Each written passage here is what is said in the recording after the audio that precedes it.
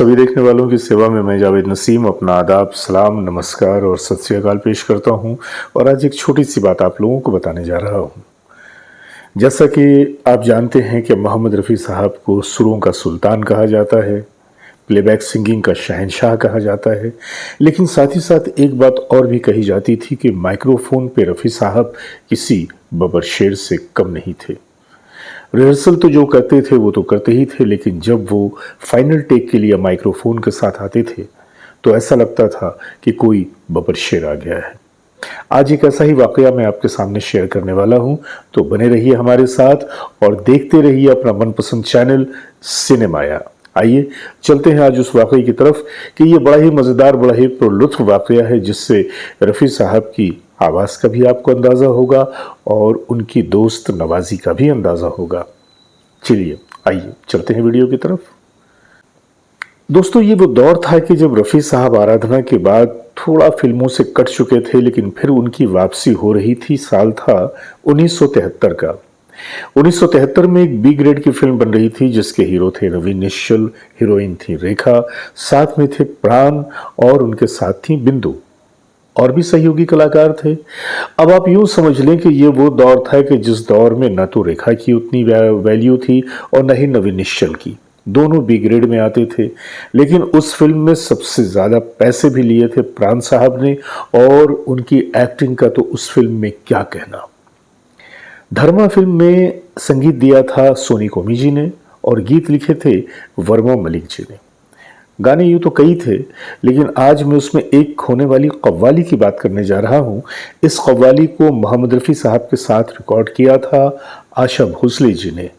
ज़बरदस्त कव्वाली थी और कव्वाली के बोल भी ऐसे, और उस पर प्राण साहब की जो एक्टिंग थी वो तो लाजवाब थी। थोड़ा सा याद करें, राज की बात महफिल में अगर कह दूं तो फिर क्या हो। और फिर प्राण साहब कहते हैं, राज खुलने का तुम पहले जरा अंजाम सोच लो, इशारों को अगर समझो राज को राज रहने दो। याद आ गया ना। इसी कव्वाली से जुड़ी हुई एक बात आज मैं आपको बताने जा रहा हूं। हुआ कुछ यूं कि सोनी कोमी साहब ने जब इस गाने की रिहर्सल शुरू की तो इन्हें लग रहा था कि रफ़ी साहब जो हैं वो अपने लाइनों को ठीक से अदा नहीं कर रहे हैं, कहीं ना कहीं कुछ कमी सी लग रही है। आशा भोसले जितने जोश और खरोश के साथ अपने हिस्से को अदा कर रही थी, उनके सामने रफ़ी साहब थोड़े फीके फीके नजर आ रहे थे। अब भला ओमी जी, जो कि रफ़ी साहब कितने बड़े प्रस्तार थे, वो इस बात को कैसे गवारा करते कि आशा जी तो बिल्कुल टॉप में है और रफ़ी साहब उनके सामने थोड़े मध्यम मध्यम नजर आ रहे हैं। उन्होंने रफ़ी साहब से कहा कि रफ़ी साहब, बात कुछ बन नहीं रही है, आप रिहर्सल तो कर रहे हैं लेकिन मज़ा नहीं आ रहा है। रफ़ी साहब ने हल्की सी मुस्कुराहट से कहा, रिकॉर्ड तो होने दो। और फिर रिकॉर्डिंग का दिन आ गया।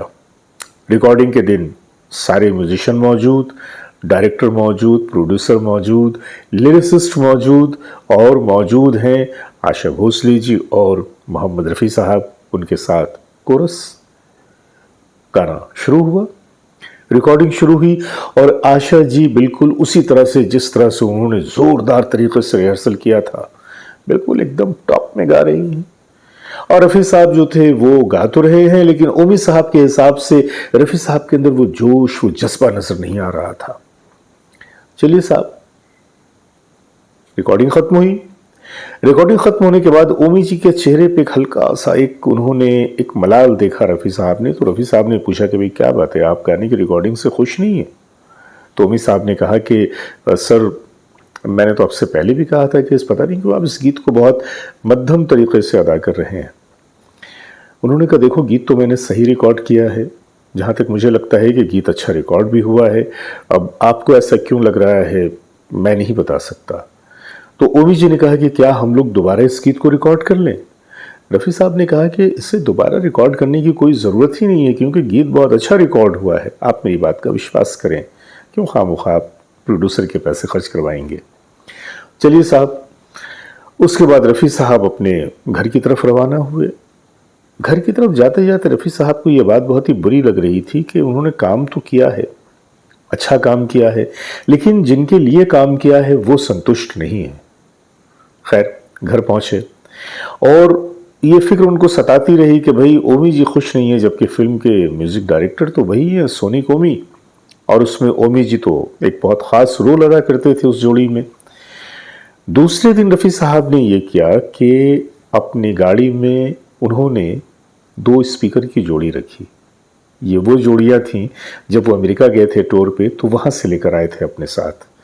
उन्होंने वो स्पीकर की जोड़ी रखी और उसके बाद सीधा ओमी साहब के घर पे पहुँचे और ओमी जी के घर पे पहुँच के कहा कि भाई ये देखिए, मैं स्पीकर लाया हूँ अपने साथ, आपको लग रहा है कि शायद गाना सही ढंग से रिकॉर्ड नहीं किया गया मैंने, तो इस पर सुनते हैं ना एक बार, फिर अगर आपको लगेगा कि गाने का जो आउटकम है वो सही नहीं है तो फिर दोबारा रिकॉर्ड कर लेंगे।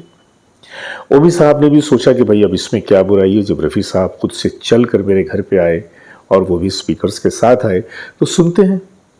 टेप रिकॉर्डर मंगवाया गया, उस पर उस गीत को सुना गया, और जब उस गीत को उस स्पीकर पे सुना गया तो दैट वाज माइंड ब्लोइंग। ओमी साहब तो दंग रह गए, हैरान रह गए कि ये जो आवाज़ है, ये आवाज़ कल क्यों ऐसी नहीं लग रही थी, आज तो ये आवाज़ क़यामत ढा रही है। उन्होंने कहा कि रफ़ी साहब, आज तो कुछ अलग ही मंजर है, एक अलग ही मज़ा है, आप तो लग रहा है कि पता नहीं आप किस मूड में हैं।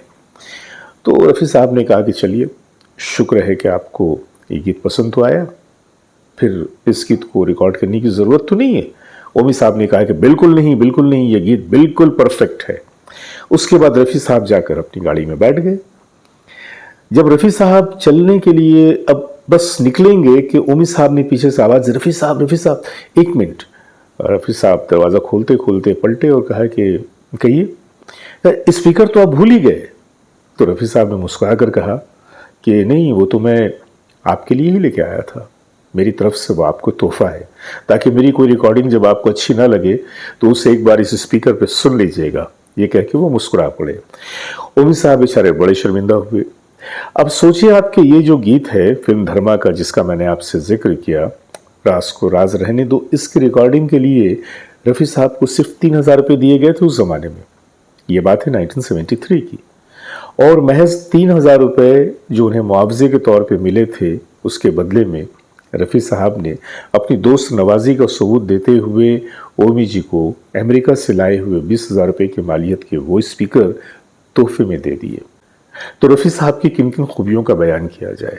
हालांकि देखिए कि जिस तरह से ओमी साहब को ये लगा कि रफ़ी साहब शायद ठीक से उस गीत को अदा नहीं कर पा रहे हैं, उसके पीछे वजह यह भी हो सकती है कि शायद ओमी साहब किसी और मूड में होंगे या उनका ध्यान किसी और तरफ होगा और उन्हें वो रफ़ी साहब की अदायगी कुछ समझ में नहीं आ रही होगी, वजह कुछ भी रही हो, लेकिन वो गीत जो उनके हिसाब से सही ढंग से रिकॉर्ड रफ़ी साहब की तरफ से नहीं हुआ था, वही गीत फिल्म का सबसे खूबसूरत गीत साबित हुआ। और ये मुझे कहना पड़ेगा कि उस गीत में मोहम्मद रफ़ी साहब के साथ आशा भोसले जी ने जो बराबरी की, जो संगत की है, और रफ़ी साहब ने प्राण साहब के अंदाज में ढल के जिस तरह से अदायगी की है, सुनने से ताल्लुक़ रखता है। यूट्यूब पे ये गाना पूरे का पूरा मौजूद है। एक बार यूट्यूब पे जाकर अगर आप इस गीत का लुत्फ़ उठाना चाहते हैं तो इस गीत को ज़रूर सुनिएगा। तो अब अपने दोस्त जावेद नसीम को इजाज़त दीजिए, बहुत सारी मोहब्बतों के साथ। नमस्कार।